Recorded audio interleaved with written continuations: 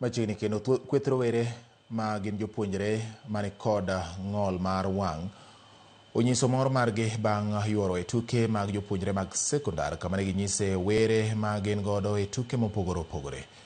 Jopuonjre go onyiso lony ma malo e tuke mag chess kod goalball ka ginyiso ni ng'ol ok en ran kendo gimor ni mar osebed ka imiyo gi thuolo mar tugo kaka ji mamoko maonge kod ng'ol. Gikwayo ni mondo ket lokruoge e sekta mar somo mamiyo ji duto thuolo marom kochakore kod jogo maonge ng'ol kod jogo ma ong'ol ka gimedo kwayo thuolo mathoth mar yuoro e tuke ma kamago.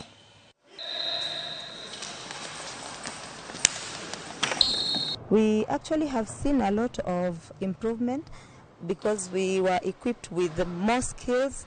We understood the game quite better, and we are currently seeing a lot of improvement. We have seen quality games. We have seen better results from our learners. Today, looking at the journey 1.5 years ago when we started this program to Chess a Peer, we had a target, we have goals, and I think we have reached our targets and even done more. So we were targeting 4,000 students, now we are at 5,000. We've done 82 schools, we have trained more than 90 teachers. Now coming back here to look at the impact and how this program has impacted our communities.